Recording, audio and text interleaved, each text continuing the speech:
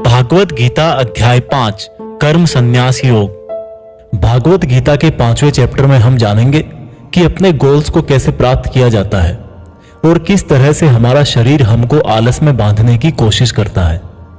अर्जुन बोले, हे श्री कृष्ण, मैं अभी भी यह नहीं समझ पा रहा हूं कि मेरे लिए कर्म ज्यादा अच्छा है या कर्मों से संन्यास। श्री कृष्ण बोले, देखो अर्जुन, भले ही संन्यास और कर्म दो अलग अलग रास्ते हों, लेकिन दो की मंजिल एक ही है और वो है भगवान।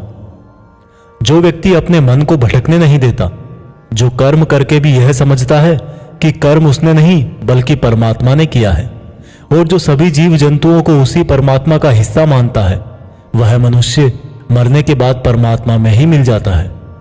महान पुरुष अपना हर काम खुद के विचारों को साफ करने और दूसरों का कल्याण करने के लिए ही करते हैं। परमात्मा कभी भी मनुष्यों को बुरा काम करने के लिए नहीं उकसाता, बल्कि लोग खुद ही अपने क्रोध और मोह में आकर बुरे कर्मों के साथ साथ उनके फलों का भी निर्माण करते हैं। मैं तो बस उनका फल उन्हीं को वापस देता हूं। इस शरीर को चाहे कितना ही सुख दे दो, उसकी इच्छाएं तब भी पूरी नहीं होती। इसलिए अर्जुन, तेरे जैसे बुद्धिमान व्यक्ति को शरीर की इच्छाओं में मन नहीं लगाना चाहिए। इस संसार का असली योगी तो वो है जिसने अपने शरीर का नाश होने से पहले अपने क्रोध का नाश कर लिया हो, जो संपूर्ण प्राणियों का हित करता है, जिसका मन किसी भी कर्म में नहीं बंधता और जो अपने भटकते हुए मन को एक जगह केंद्रित करके परमात्मा को याद करता है, वही व्यक्ति सुखी भी है और परमेश्वर सहित सबका प्यारा भी। हे अर्जुन, ये इंद्रियां, मन, बुद्धि, इच्छा, आशा, डर और क्रोध ही तेरे दुश्मन हैं।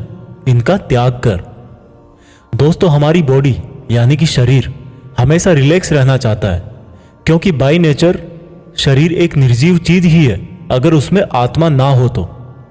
लेकिन हम यह सोच लेते हैं कि मैं तो शरीर हूं, ये मेरी आंखें हैं, ये मेरे हाथ हैं और अब मेरा शरीर मुझे सोने के लिए बोल रहा है। तो इसका मतलब यह है कि आपका शरीर आपकी बुद्धि पर भारी पड़ चुका है। इसलिए आपको यह समझना होगा कि आप आत्मा हो और इस शरीर को आप अपनी बुद्धि से जिस तरह चलाना चाहोगे वह वैसा ही चलेगा। दोस्तों, जो रास्ते भागवत गीता में बताए जा रहे हैं वह मनुष्य को परमात्मा से मिला देते हैं, और अगर आप इन सब बातों को अपनी लाइफ में उतारोगे तो आप अपने सपनों को तो आसानी से हासिल कर ही लोगे। जैसे कि कहा गया है कि भगवान की प्राप्ति के लिए मन को वश में करना बहुत जरूरी है, ठीक उसी प्रकार से आपको अपनी लाइफ में भी मंजिल हासिल करने के लिए मन को वश में करना बहुत जरूरी है।